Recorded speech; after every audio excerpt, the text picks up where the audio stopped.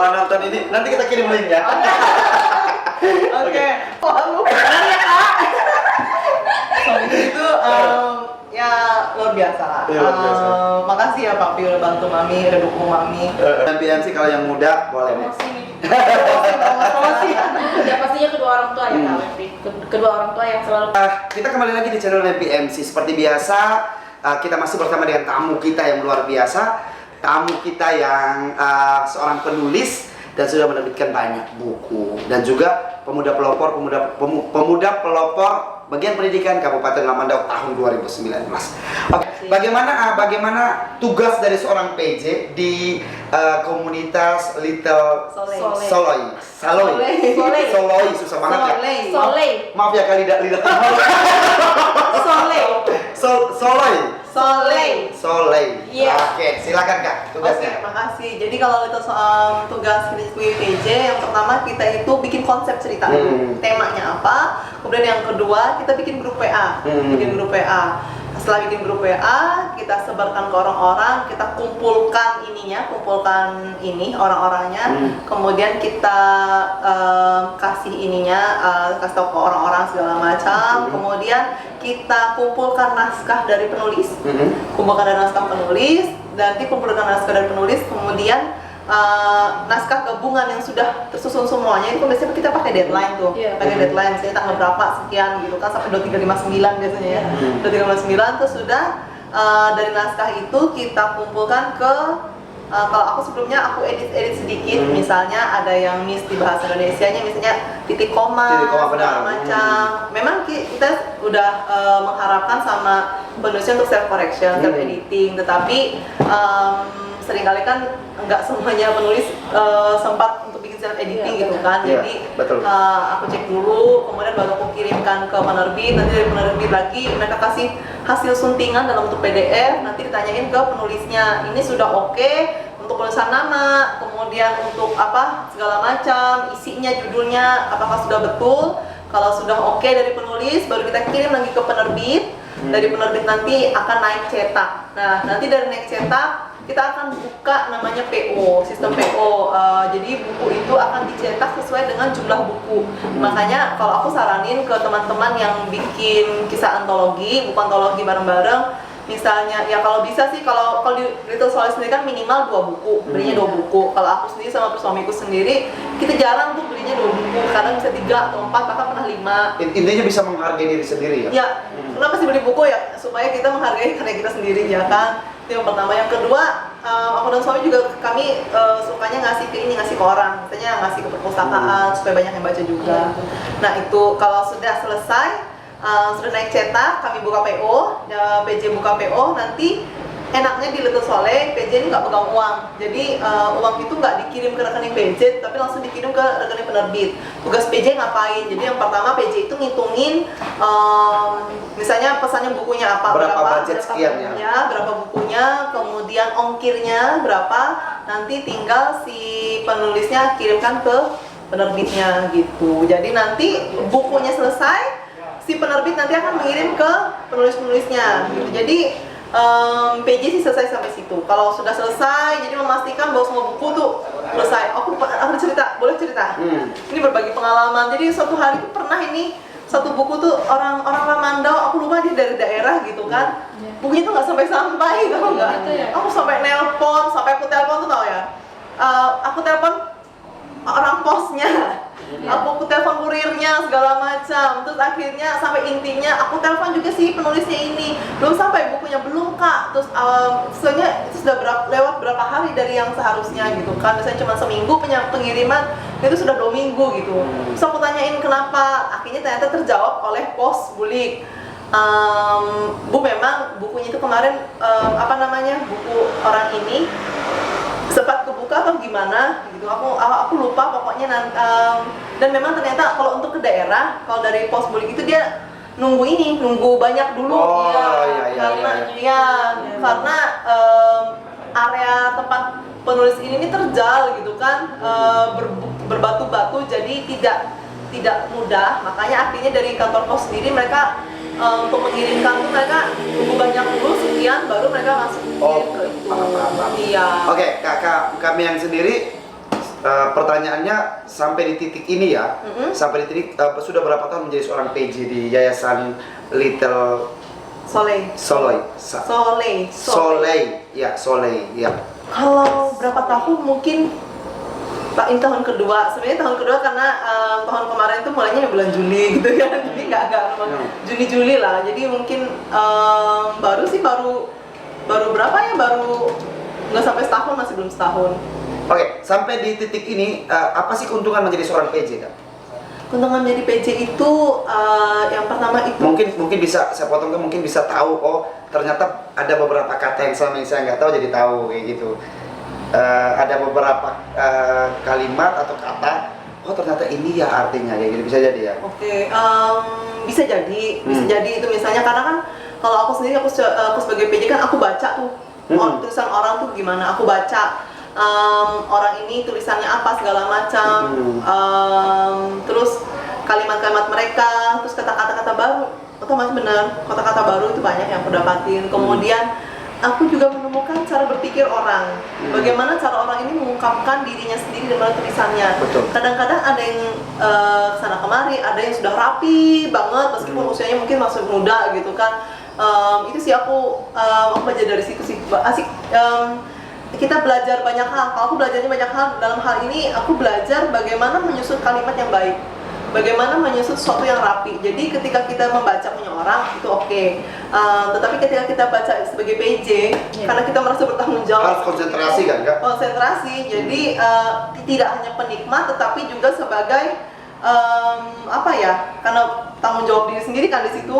Ya itu. Jadi aku juga sebagai seolah-olah penulis juga gitu di situ. Dan tanggung jawabnya besar karena ketika jadi sebuah buku yang orang lihat kan ada nama tuh, ada editor, ada ini kan dalam sebuah buku kan. Oke, Kak. Saya mau tanya nih, boleh disampaikan juga kepada yang nonton channel WMPMC, sudah berapa judul buku yang sudah diterbitkan oleh Kakak sampai saat ini? Oke, kalau yang diterbitkan ada beberapa penerbitan, ada beberapa penerbit. Kalau di penerbit lain itu ada Kisah di Tanah Rantau, itu buku pertamaku. Itu semuanya rata-rata antologi ya. Yang aku sebutkan ini semuanya antologi. Jadi Kisah di Tanah Rantau itu judul bukunya, Kisah di Tanah Rantau. Kemudian Pantun dan Puisi Cinta, kemudian Puisi Merdeka tentang 17 Agustus, pokoknya kemerdekaan Indonesia. Kemudian juga tentang keluarga, I Love My Job, aku Cintai Pekerjaanku, iya. Kemudian kalau di Little Soleh aku ada ayah, keluarga, kemudian anak, kemudian ibu, kemudian ini cerita horor saat kali ini itu judulnya My Grandma Spirit Doll. Cerita tentang kehororan Kalimantan. Sebenarnya enggak sih, jadi sebenarnya gabungan dari cerita-cerita di Indonesia. Jadi ada cerita horor dari Palembang, ada cerita horor dari Kalimantan Selatan, ada cerita horor dari Kalimantan Tengah. Dan anehnya ya, aku tuh salut banget. Kenapa? Karena yang dari Kalimantan Tengah ini kan rata-rata ini penulisnya dari Kalimantan Tengah kan. Yang anehnya satu orang itu ceritanya beda dengan orang yang lain. Misalnya kan kita hampir mirip ya, kayak gini kan. Maksudnya ini cerita A, sering katakan A tuh hampir mirip, A gitu. Jadi ini A, B, C, D, E. Jadi setiap penulis itu beda ceritanya. Banyak versi. Padahal kalau dibilang pocong itu hanya satu dan bentuknya sama. Sama. Tapi versinya berbeda. Oke, Kak. Oke, kita tinggalkan Kak Ama yang sebentar. Ih, luar biasa, ada beberapa banyak buku. Senior, saya merasa nggak ada apa-apanya, Kak. Kecil banget, terus tuh jangan gitu dong. Jadi kecil banget. Oke, iya. KI sendiri merupakan pemenang Pemuda Pelopor Bagian Pendidikan tahun 2019 dan berhasil mendapat penghargaan dari Dinas Pemuda dan Olahraga Kabupaten Lamandau tahun 2019 dan dikirim mewakili Kabupaten Lamandau mengikuti Pemuda Pelopor di tingkat provinsi. Dan kita akan mendengarkan bagaimana akhirnya bisa memenangkan kategori Pemuda Pelopor Bagian Pendidikan. Silakan, guys. Baik, terima kasih izin Kak. Jadi awalnya itu aku ingin coba-coba karena memang suka di organisasi, ya Kak WMP suka di organisasi. Jadi ikut nih mau ngangkat maunya di bidang apa? Pemuda Pelopor itu teman-teman banyak sekali, ada bidang sosial, pertanian, teknologi, pertanian, bahkan budaya diangkat di situ. Jadi aku pilihnya di bidang pendidikan sesuai jalurnya aja, sesuai jalurnya aja. Jadi di situ pilihnya di bidang pendidikan. ikut daftar, akhirnya lolos karena di situ mengangkat teras belajar. Kebetulan ada teras belajar di rumah. Terus kita awalnya berdua. Yang satu teman sefrekuensi, dia maju tingkat nasional. Melakukan di provinsi pasti kalah. Pasti kalah karena kurang kata orang yang penting berjuang dulu. Jalan dulu. Tapi kalah gitu. Jadi jadi tahun 2020 masih coba lagi kemarin gitu. Itu sih Kak WMP. Dan akhirnya di tengah pandemi, Kak Is mengeluarkan buku atau menulis buku. Silakan boleh ditunjukkan dulu kepada Kak. Izin Bunda, aku bawa buku kita. Bunda siapa Bunda? Bunda Elvira dan Bunda Elvira di mana nih? Nanti kirim linknya ke Bunda di Elvira. Tanah Toraja. Bunda sehat selalu ya Bunda. Halo Elvira. Ada bukunya juga ternyata Bunda. Oke, silakan. Jadi buku ini tuh Buku antologi ya. buku antologi puisi, kumpulan puisi-puisi di mana di tengah pandemi kita banyak kehilangan cinta, banyak Betul. kehilangan akal juga, pasti hilang akal, hilang kesehatan, semuanya akan hilang. Di pandemi itu sebenarnya menyusahkan ya Kak. Penyakit yang menyusahkan. Pandemi ini penyakit yang gimana ya? Semua itu akan dibuat susah gitu Betul. loh. Jadi kenapa sih enggak aku nulis aja gitu. Ini tuh aku kehilangan orang, tapi gimana nih Bunda, aku mau ngasih apa buat dia, sementara aku ini nggak punya apa-apa, belum bilang terima kasih. Ini tuh dibuatnya ketika aku juga waktu itu pemuda pelopor, maju di tingkat provinsi. Jadi tak buatlah curahkan dalam buku ini. Waktu itu bikin status, kalau nggak salah tuh bikin status nih, meninggal. Bunda yang WA, yuk gabung gitu, gabung dan lain sebagainya. Udahlah nulis tuh berderai air mata. Sebenarnya punya magnet sendiri. Nulis pas 100 hari ini datang gitu Kak. Pas 100 hari buku ini datang, kita on air sama Kak Wempi. Iya. Jadi buku ini, buku ini dipersembahkan Pas Sumpah untuk Pemuda, 28 Oktober. Kebetulan kita punya acara di radio Suara Citra Lamandau. Jadi kita undang. Dan buku ini sebenarnya dibuat oleh Kak Is untuk almarhum Bang Fahmi. Almarhum Bang Fahmi yang merupakan tokoh pemuda Lamandau di bagian teknologi dan juga tokoh pemuda pelopor nasional. Luar biasa. Keren. Semoga dia menyaksikan dari surga. Iya, pasti menyaksikan. Surga tempatnya dan dia orang baik. Ya. Orang baik. Oke, Kak. Kak Miang sendiri merupakan guru bahasa. Sabar, sebelum Kak Miang, Kak Is dulu. Kak Is ini bagi di teras belajar sendiri itu ada apa aja, Kak? Oke, bagi di teras belajar itu ada tempat belajar pastinya Kak, untuk literasi sih, sebenarnya penguatan literasi. Awalnya itu untuk anak-anak TK, SD untuk belajar baca dan menulis. Tapi itu aku kembangkan, kenapa nggak untuk yang besar-besar juga ikut di dalamnya gitu. Boleh mahasiswa boleh ikut. Misalnya dia nanya, Kak, proposal itu seperti apa sih? Atau latihan public speaking. Aku nih mau jadi misalnya ketua hima ya, mahasiswa. Betul. Boleh nggak Kak? Penting banget tuh jadi public speaking. Bicara di depan itu kan susah ya Kak ya. Bicara di depan orang banyak itu susah. Udah boleh aja nih datang konsul atau apa boleh. Menyediakan atau mau belajar di situ aku jadiin di rumah ya, pasti belum punya tempat sih Kak. Rumah itu rumah kecil tapi ada meja, kalau mau belajar silahkan, aku sediain wifi dan lain sebagainya di situ. Keren ya. Keren banget. Jadi bagi masyarakat Kabupaten Lamandau, ibu-ibu nih yang bingung anaknya hanya main gadget, Anda juga bisa langsung antar ke teras belajar. Di sana juga anak Anda akan dilatih membaca, menulis, berhitung juga di teras belajar. Pada hari apa aja Kak? Sabtu dan Minggu. Sabtu dan Minggu boleh langsung antar ke teras belajar. Beralamat di mana? Di Jalan Pupe Hermansyah, tepatnya di sebelah Kopi Wal. Tepatnya di sebelah Coffee Wal, Cafe Wal ya. Cafe Wal. Waktunya kalau hari Sabtu itu jam 14.00, kalau hari Minggu itu dari jam 8 sampai jam 11. Dari jam 8 sampai jam 11. Bisa kurang, bisa lebih sih jam. Oke Kak, ini yang saya lupa tadi ya. Pertanyaannya, Kak Miang ini merupakan guru bahasa Perancis. Luar biasa. Dan sepanjang sejarah Kak Miang itu pernah menolak satu kerjaan, betul ya Kak? Iya. Yang seharusnya kerja. Diangkat sih. Iya. Yang seharusnya kerja di kedutaan Jerman apa Perancis ya? Wah, Ya. keren. Iya. Keren. Kak, pertanyaannya, kenapa menolak emas di depan mata? Dalam arti ya, siapa yang nggak mau kerja luar negeri bro? Benar. Kedutaan Perancis ya. Oh, iya. Iya.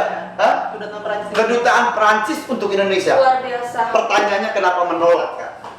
waktu itu aku lagi bertengkar sama papaku.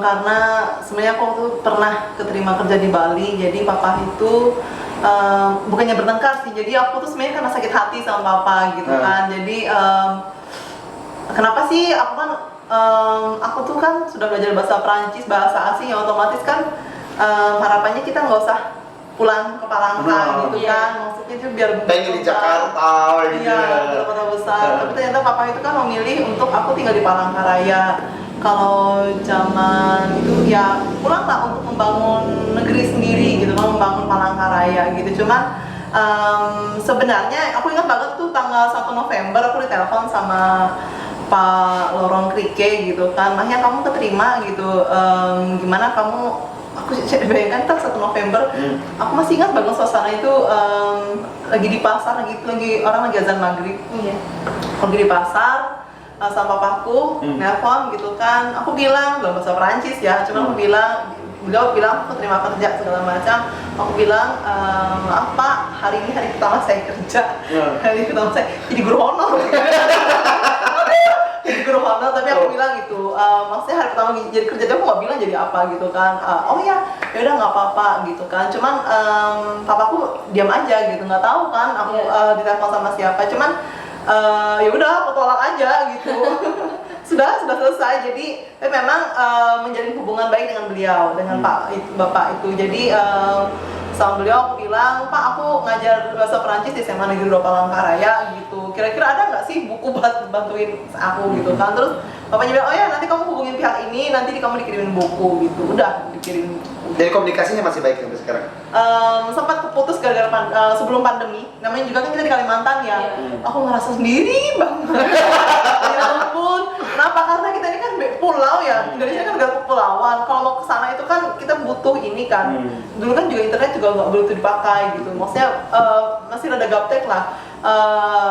Berkah pandemi, kalau orang bilang itu akibat pandemi, tapi aku bilangnya berkah pandemi. Berkah pandemi aku bisa kembali lagi berhubungan dengan dalam hal ini IPI, Institut Perancis Indonesia, Institut Français d'Indonésie. Jadi aku bisa menjadi kerjasama lagi, jadi bisa ikut kegiatan event-eventnya IPI dan segala macam. Senior banget. Oke. Ya ampun. Kecil banget dibuat kuliah. Oke, pertanyaan yang berikut Kak.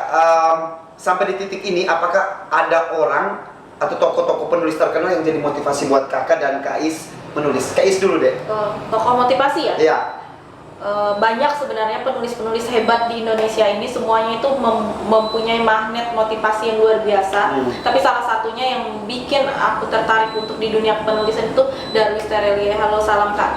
Terelie ya? Terelie. Terelie sebetulnya. Terelie itu Iya, Terelie. Yang quote kata-katanya sering muncul sebagai quote di status WA, status Instagram, Facebook, Iya, kalau artinya itu untuk kamu bahasa India. Dari asal dari India. Terelie itu dari India, artinya untuk kamu. Kalau penulisnya itu Darwis. Penulis aslinya itu namanya Kak Darwis. Laki-laki. Oh, aku pikir Terelie ya. Kalau mau Kak Terelie nonton ini, Kak Is sudah pernah ketemu orangnya? Pernah waktu kuliah, tapi beliau nggak mau foto. Panitianya Kak mendatangkan beliau. Oh gitu, oke. Waktu kuliah. Silakan lanjutkan Kak. Bukunya waktu itu ada Rembulan Tenggelam di Wajahmu dan lain sebagainya, banyak buku-buku yang memotivasi. Oh iya ya, keren ya jadi penulis gitu. Kenapa nggak coba gitu. Oke. Gitu. Kak, main sendiri? Kalau aku nggak punya penulis tertentu sebagai motivator, aku nggak ada. Kenapa? Karena aku terlalu banyak baca, jadi semuanya lupa. Ya. Banyak, semuanya bagus ya Kak? Iya, semuanya bagus. Lagi pula kan dulu waktu aku kecil juga kan kami pernah sempat punya tempat rental peminjaman buku kan. Nah itu banyak banget buku novel, kemudian komik dan segala macam. Ya banyak lah dari luar negeri, dari Indonesia gitu. Memang sudah terjemahan bahasa Indonesia. Ya udah, jadi terlalu banyak nih kelihatannya. Jadi nggak ada yang semuanya bagus. Pokoknya Indonesia itu luar biasa. Oke. SDM-nya.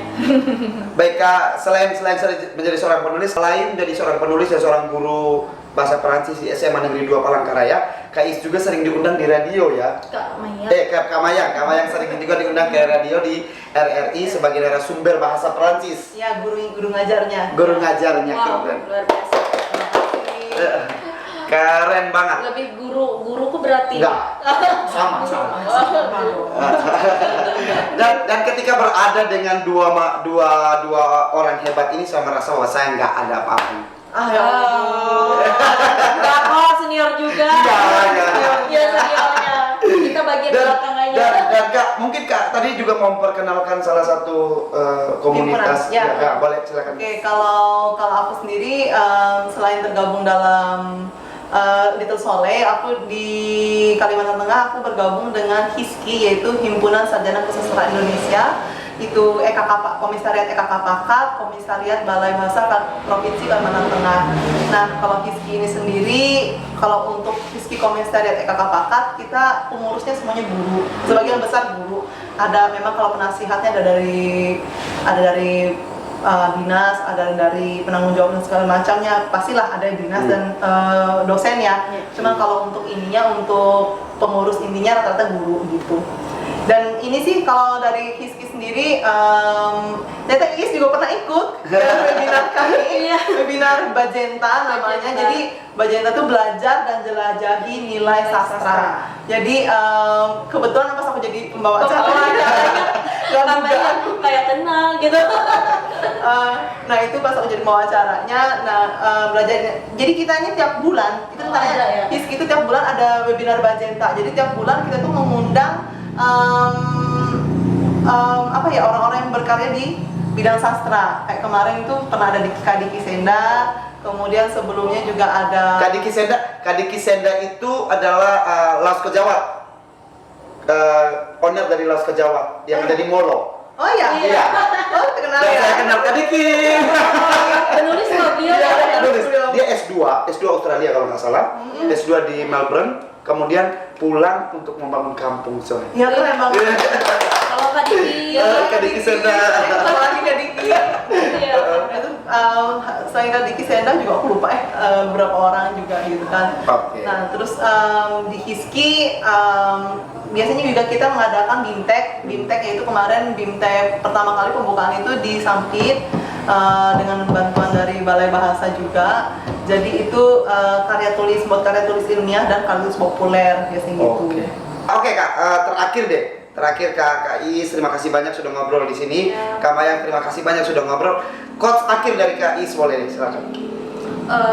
Buat seluruh pemuda yang ada di Kabupaten Lamandau, jangan malas, ayo bangun, jangan lanjutkan mimpi itu, tapi bangun mimpi itu. Bangun mimpi itu. Baik, sebelum Kak Mayang, Kak Mayang, saya sebutnya Kak Mayang aja.